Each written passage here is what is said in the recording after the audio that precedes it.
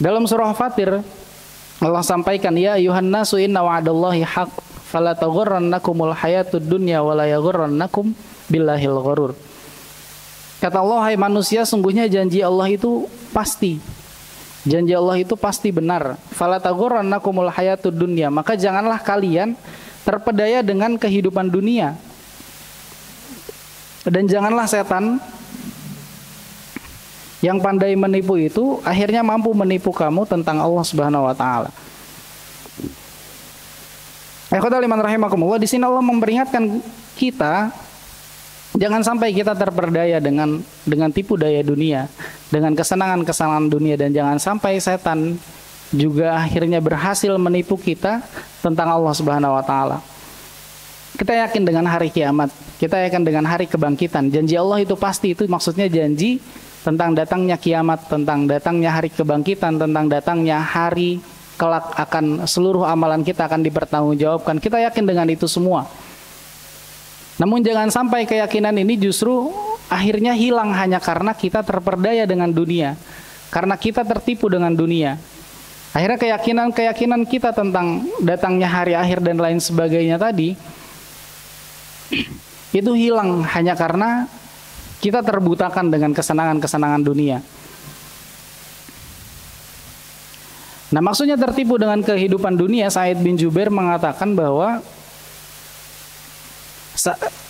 seseorang dikatakan tertipu saat ia sibuk dengan segala kenikmatan dunia sehingga melalaikan amalan akhirat. Nah, inilah dikatakan oleh Sa'id bin Jubair, seseorang telah tertipu dengan dunia saat kita sudah sibuk dengan segala kenikmatan dunia sehingga lalai kita dengan amalan-amalan akhirat. Maka mereka yang melakukan seperti itu dalam surah Al-Fajr disampaikan, mereka kelak di akhirat akan mengatakan, yaqulu ya laitani qaddamtu li hayati. Mereka akan mengatakan, alangkah baiknya sekiranya dahulu aku tidak melakukan hal tersebut dalam kehidupanku. Nah, kemudian dalam surah lain juga disampaikan, dalam surah Ali Imran, innamal hayatud dunya illa mata'ul ghurur. Sungguhnya di dunia itu, kehidupan dunia itu, innamal hayatud dunya illa mata'ul ghurur. Sungguhnya kehidupan dunia itu hanyalah kesenangan-kesenangan yang menipu. Dalam ayat lain juga Allah sampaikan, Qul mata'ud dunya qalil wal akhiratu khairul liman ittaqa wa la tudzlamuna fatila. Dalam surah An-Nisa ayat 77. Katakanlah kesenangan di dunia ini hanyalah sedikit dan akhirat itu lebih baik bagi orang-orang yang bertakwa dan kamu tidak akan dizalimi sedikit pun. Nah, Ustadz Hosin juga kalau nggak salah pernah menyampaikan kepada kita bahwasanya kenikmatan apapun yang kita dapatkan di dunia ini, sebanyak apapun kenikmatan yang kita dapatkan di dunia, seberlimpah apapun keluasan rizki yang Allah berikan selama kita di dunia, itu ibaratnya hanya, kalau ibarat kita menyelupkan air di laut, mungkin Bapak Ibu ingat ya. Nah, saat tangan kita diangkat, tetesan-tetesan air yang menetes dari jari kita, itulah kenikmatan dunia yang didapatkan oleh kita hari ini. Iya Pak? Betul Bang Admin gitu ya? Hah? Iya, takutnya saya salah. Jadi hanya segitu doang kenikmatan dunia seluruh umat manusia hari ini, itu cuma segitu doang. Dan kenikmatan di akhirat itu ibarat hamparan laut yang ada di depan mata kita. Maka jangan sampai kita terperdaya hanya karena tetesan yang hanya sedikit. Jangan sampai kita tertipu yang akhirnya melalaikan kita terhadap akhirat hanya karena hal tersebut. Hanya karena sesuatu yang mungkin di mata kita banyak padahal di mata Allah tidak seberapa. Mungkin kita juga pernah dulu melihat satu ilustrasi tentang kecilnya kita di dunia. Pernah ngelihat nggak Pak? Yang waktu itu saya ngeliat sih videonya Harun Yahya kalau nggak salah. Jadi kamera yang awalnya nge-shoot kita, ya, kemudian di zoom out terus sampai akhirnya dari kita satu orang di shoot, kemudian kamera itu di zoom out memperlihatkan rumah. Dengan rumah aja dibandingkan kita itu kecilnya kayak apa dengan gedung ini. Kemudian di zoom out lagi sampai akhirnya terlihat satu negara, bagaimana kecilnya satu rumah yang Yang tadi mungkin saat di zoom in itu besar. Kemudian di zoom out lagi sampai akhirnya ngelihat satu bola dunia, satu bola bumi itu. Kemudian terus ditarik itu kamera sampai akhirnya galaksi dan bagaimana kecilnya bumi.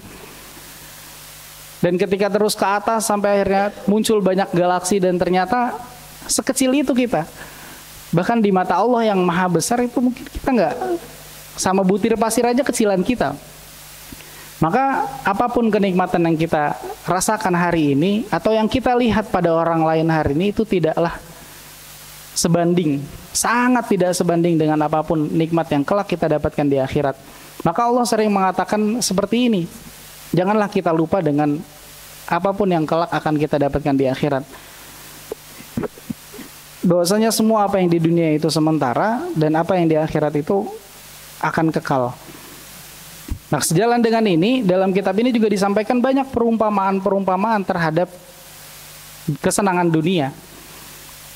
Dalam surah Yunus disampaikan, A'udzubillahi minasyaitonirrajim.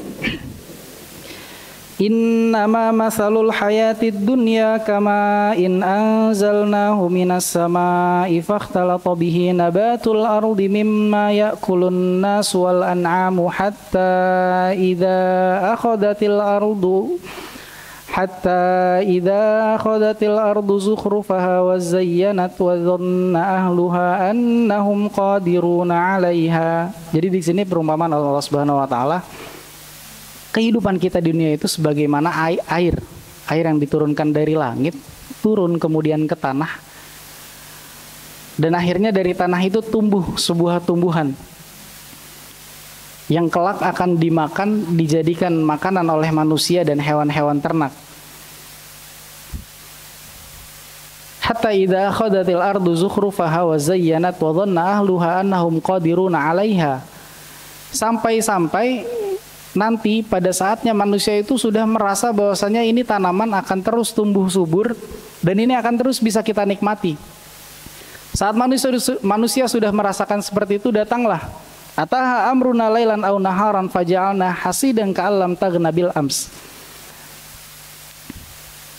Nah, kemudian datanglah azab kami pada waktu malam atau siang, azab yang akan menghabiskan seluruh tanaman di muka bumi itu. Lalu kami jadikan tanaman tersebut seperti tanaman yang sudah disabit, seakan-akan belum pernah tumbuh kemarin. Demikianlah kami menjadikan tanda-tanda kekuasaan kami kepada orang-orang yang berpikir. Ikhwatal iman, jadi perumpamaan kehidupan dunia itu seperti itu. Kita melihat tanaman mungkin atau kebun atau mungkin tanaman di depan rumah kita yang tumbuh. Kita melihat ia tumbuh kemudian berbuah. Lalu kemudian saat tumbuhan itu ditebang, itu seakan-akan saat tumbuhan itu hilang, saat tanaman itu hilang, seakan-akan tanaman itu ya tidak pernah tumbuh di sana saat itu ditebang. Seakan-akan saat itu hilang semuanya, itu tidak pernah kita rasakan. Jadi memang hilang, ya sudah hilang, kita betul-betul tidak pernah bisa merasakan buahnya lagi. Bahkan sampai tidak pernah terlihat bekas bahwasanya dulu pernah ditanami nih pohon mangga di depan ini. Ya Ustaz Yusuf kemarin, Ustaz Pak Kusna lagi kemarin nebang pohon rambutan ya Pak, depan rumah Pak. Pohon rambutan atau pohon mangga Pak? Pohon rambutan ya Bu? Iya, dulu dinikmati buahnya, tapi saat ditebang habis sampai seakar-akarnya, itu kayak, ya dulu pernah ada pohon rambutan, cuman dulu ya itu cuma sekedar cerita yang buahnya pernah kita nikmati dan hanya sementara, dan tidak pernah akan kita bisa rasakan itu abadi selama-lamanya, tidak akan pernah bisa, pasti akan binasa pada saat waktunya. Nah begitupun nikmat dunia. Apapun yang kita miliki hari ini, baju yang kita pakai, mobil yang kita gunakan, motor yang kita gunakan, itu pasti akan ada usianya dan akan usang pada waktunya. Maka seperti itulah nikmat-nikmat di dunia. Seperti apa yang sudah kita lalui semuanya, baju-baju mungkin yang kita gunakan, mungkin awalnya bagus, tapi lama-lama ia pun akan usang. Jutaan mungkin yang kita beli, pasti pada waktunya akan usang. Gak mungkin ada sesuatu di dunia ini yang bisa abadi selama-lamanya, tidak mungkin. Bangunan sekokoh apapun yang dibangun, Pasti akan ada usianya, ia akan keropos, akan dimakani rayap. Maka seperti itulah nikmat dunia, seperti itulah kesenangan-kesenangan dunia yang sifatnya pasti hanya sementara. Begitupun harta kita hari ini, mau kita tahan-tahan sampai selama apapun, kita tabung itu sebanyak apapun, pada waktunya akan hilang, pasti akan hilang. Kalau enggak hartanya hilang, kita yang mati. Akhirnya kita nggak bisa menikmati juga ujung-ujungnya. Udah ditimbun lama-lama, mati duluan. Akhirnya nggak bisa nikmati harta di dunia. Untuk menjadikan itu sebagai ladang pahala pun tidak bisa, karena kita keburu Allah panggil. Maka disampaikan apapun harta yang kita miliki semua akan hilang. Maka ulama menyampaikan wa masaddaqta fa abqaita. Dan yang akan kekal justru yang kita kasih, yang akan kekal justru yang kita sedekahkan. Maka harta kita hari ini yang mungkin hanya kita nikmati hanya secara individu saja, yang kita nikmati oleh pribadi kita saja, itu akan hilang. Kecuali sesuatu yang kita berikan kepada orang, justru itulah yang akan kekal, karena itu akan menjadi tabungan kita di akhirat. Dan yakinlah bahwasanya apapun yang kita sedekahkan, apapun yang kita berikan, apapun yang kita lakukan kebaikan-kebaikan hari ini, kalaupun Allah tidak membalasnya selama kita di dunia, yakinlah semua itu akan Allah balas di akhirat, dan semua itu lebih kekal. Maka seseorang pernah, saya lupa tapi ini sahabatkah atau tabiinkah, pernah berdoa, janganlah engkau berikan balasan atas apapun kebaikan yang saya lakukan, balasan di dunia ya Allah. Biarkan semua balasan itu engkau berikan di akhirat. Jadi sholat sunnahnya dia, sedekahnya dia, semua kan banyak sekali dalil-dalil yang mengatakan kalau kita sedekah akan dilipat gandakan harta kita. Kalau kita yang hanya sekedar meminta itu, mungkin saat balasan itu diberikan di dunia, balasan itu hilang di akhirat. Ada kemungkinan, ada peluang ke arah sana. Maka seseorang ini berdoa, jangan engkau berikan balasan itu selama saya di dunia. Biarkan balasan itu engkau tabung, jangan engkau langsung berikan saat di dunia, tapi berikan semua itu saat saya di akhirat. Karena mungkin apapun kebaikan yang kita lakukan saat Allah langsung balas di dunia, mungkin balasan itu akan hilang kelak saat di akhirat. Maka biarlah semua kebaikan-kebaikan yang kita lakukan, semua amalan-amalan yang kita kerjakan, biarlah semua itu menjadikan tabungan, menjadikan investasi-investasi terbaik kita untuk kelak di akhirat, sehingga menjadi sebab utama datangnya rahmat Allah Subhanahu wa taala untuk kelak kita masuk ke dalam surganya. Amin ya rabbal alamin. Nah, ini permisalan-permisalan dunia yang disampaikan dalam kitab Al-Mustafad min Qasasil Quran yang berasal dari Al-Quran.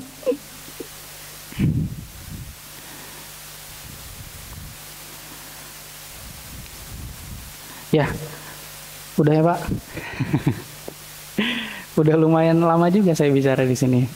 Udah berapa menit? Udah ada lumayan hampir sejam. Cukup ya Pak? Baik, itu permisalan-permisalan dunia.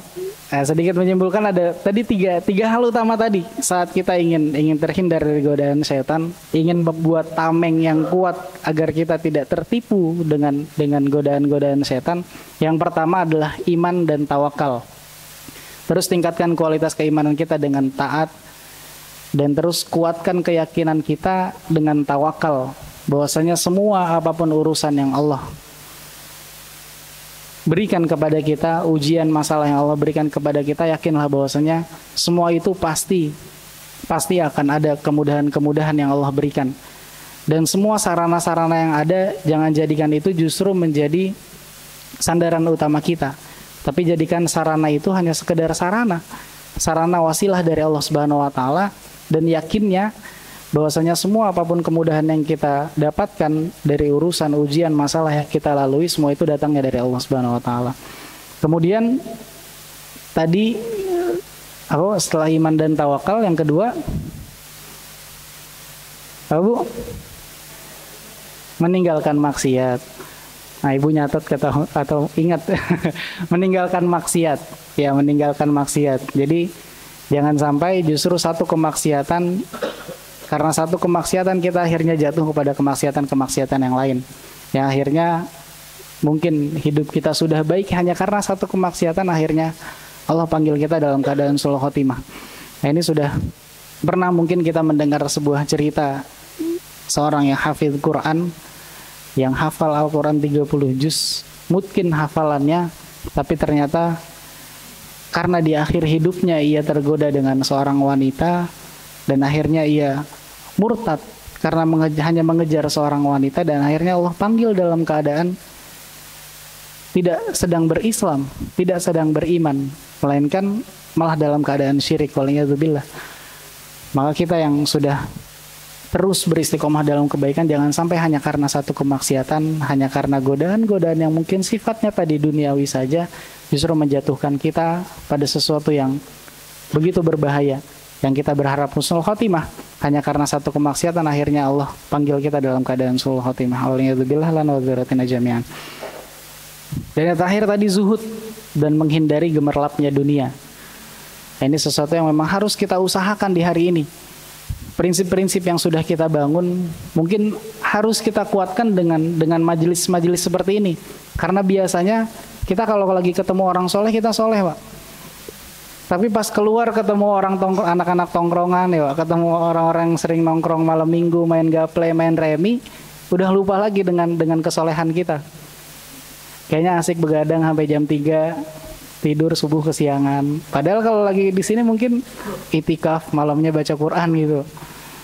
Tapi ya seperti inilah sesuatu yang memang harus kita usahakan terus. Zuhud dan tidak terperdaya dengan seluruh tipu daya dunia yang memang di mata kita akan terasa nikmat, akan terasa senang. Karena memang ini adalah satu fitrah yang Allah berikan. Zuyyina lin-nasi hubbu syahawati minan nisa wal banin wal qanatiril muqantarati minadz zahabi wal fiddah wal khailil musawwati wal an'amil harth. Jadi kata Allah, memang dibuat indah di pandangan mata manusia itu sesuatu yang memang sifatnya duniawi. Minan nisa, wanita. Kalau mungkin bagi perempuan ya laki-laki. Wal banin, anak keturunan. Wal qanatiril muqantarah, dan seluruh harta benda yang bertumpuk, yang banyak. Minaz zahab, emas, fiddah, perak. Wal khailil musawwamah, dan kendaraan-kendaraan. Wal an'ami wal harth, dan hewan ternak juga ladang. Nah ini semua ini memang dijadikan nikmat di pandangan mata manusia. Maka kita yang harus betul-betul mawas diri, jangan sampai semua yang nikmat di mata kita ini melupakan kita terhadap tujuan utama kita, yaitu pulang ke kampung halaman kita, ke surganya Allah Subhanahu wa taala. Alhamdulillah rabbil alamin. Udah cukup ya, Pak?